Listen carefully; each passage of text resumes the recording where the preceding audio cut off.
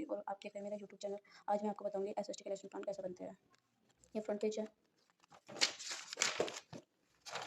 यहाँ से स्टार्ट करते हैं। जैसे कि लेसन नंबर आ जाएगा यहाँ पे आपका, यहाँ पे डेट आ जाएगी, यहाँ पे क्लास 20 क्लास का आप बना रहे हो, यहाँ पे आ जाएगा आपका सब्जेक्ट सामाजिक विज्ञान और यहाँ पे सब सब्जेक्ट, यानी कि जैसे सामाजिक विज्ञान में एसएसटी में 3 पार्ट होते हैं, जैसे नागरिक शास्त्र, इतिहास और भूगोल। तो ये हमारा क्या है, नागरिक शास्त्र का है 7th क्लास का। तो टॉपिक यानी कि आपका चैप्टर का जो नाम है वो राष्ट्रध्वज है। ओके, यहाँ पे आपकी जनरल ऑब्जेक्टिव्स आ जाएगी। आप छात्रों को क्यों पढ़ा रहे हो, आपका सामान्य उद्देश्य क्या है छात्रों को पढ़ाने का। इनके राष्ट्रध्वज आप चैप्टर पढ़ा रहे हो तो सामान्य उद्देश्य क्या है, छात्रों में चारित्रिक गुणों का विकास करना, छात्रों में विश्व बंधुत्व देश प्रेम की भावना का विकास करना, यानी जो आपके चैप्टर का नाम है उसी के अकॉर्डिंग उनका विकास करना, उनको उसकी क्वालिटी बताना। ओके, स्पेसिफिक ऑब्जेक्टिव क्या है, विशिष्ट उद्देश्य क्या है। विशिष्ट उद्देश्य आपका है छात्र राष्ट्रध्वज के विषय में ज्ञान प्राप्त कर प्रत्यक्ष कर सकेंगे, छात्र राष्ट्रध्वज व अन्य ध्वज में अंतर कर सकेंगे। ओके, टीचिंग इट्स चार्ट पर अंकित राष्ट्रध्वज का चित्र तथा राष्ट्रध्वज संबंधित नियम। फिर आपके यहाँ पे आ गया प्रीवियस नॉलेज, छात्र हमारे देश में मनाए जाने वाले राष्ट्र पर्व से परिचित है।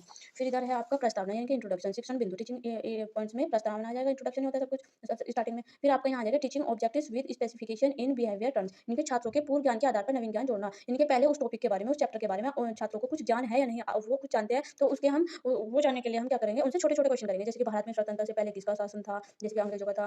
क्वेश्चन नंबर तो छोटे-छोटे क्वेश्चन करेंगे 2-4, जिससे कि हमें पता चल जाएगा कि बच्चों को उस चैप्टर के बारे में कितनी नॉलेज है। ठीक है, जैसे कि 15 अगस्त को हमारे देश में क्या फहराया जाता है, झंडा हमारा क्या है। ठीक है, और इधर हम फिर उनसे छात्र क्रिया यानी कि बच्चे हमें बताएंगे कि भारत में स्वतंत्रता से पहले अंग्रेजों का शासन था, छात्र अंग्रेजों से स्वतंत्रता हमें 15 अगस्त 1947 को मिली। ठीक है, 15 अगस्त को हमारे देश में झंडा फहराया जाता है, झंडा हमारा राष्ट्र प्रतीक है। ऐसे-ऐसे क्वेश्चन करेंगे देंगे बच्चे। यही नॉर्मल से क्वेश्चन होते हैं, पता होता है। राष्ट्रध्वज यहाँ पे आ जाएगा, फिर शिक्षण बिंदु में राष्ट्रध्वज यानी कि छात्रों को पाठ्यवस्तु से अवगत कराना, यानी कि जो उसका चैप्टर चल रहा है, जो उनका चैप्टर चल रहा है उनसे अवगत कराना, यानी कि उनसे पूछ तो लिया हमें मतलब छोटे-छोटे क्वेश्चन उन्हें पता है, लेकिन डीपली तो नहीं पता ना। छात्रों आज हम राष्ट्रध्वज के बारे में पढ़ेंगे, हम ऐसे बोलेंगे। फिर छात्रों की चिंतन में तर्क शक्ति का विकास करना, यानी कि उन्हें जितना पता है उससे ज़्यादा उन्हें बताना, उन्हें नॉलेज देना। विकासात्मक पर्सन, जैसे कि तिरंगे झंडे को राष्ट्रध्वज की मान्यता कब मिली थी, ये डीपली चलेगा, ये तो नहीं पता होगा ना बच्चों को।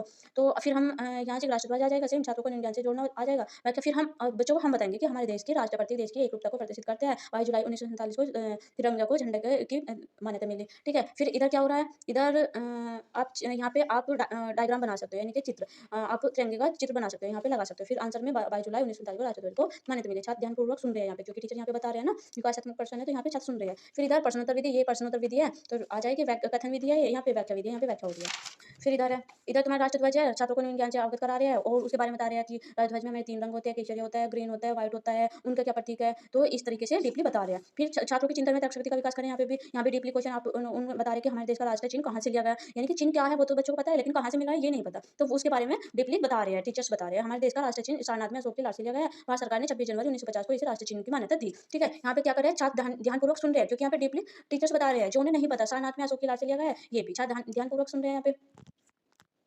फिर यहाँ पे हमारा व्याख्यान विधि है, व्याख्या हो रही है, यहाँ पर प्रश्नोत्तर विधि है, व्याख्यान विधि है। यहाँ पे छोटे-छोटे जो क्वेश्चन है उद्देश्य पर आधारित मूल्यांकन, यानी कि जब हम बच्चों को बता रहे हैं तो उसके बाद हम उनसे छोटे-छोटे क्वेश्चन बीच में कर लेते हैं कि जैसे राष्ट्रध्वज में कितने रंग होते हैं, अशोक चक्र हमें किसकी प्रेरणा देता है, ऐसे उनकी नॉलेज को रखने के लिए कितना उनसे आ रहा है, कितना ले रहे हैं वो हमसे।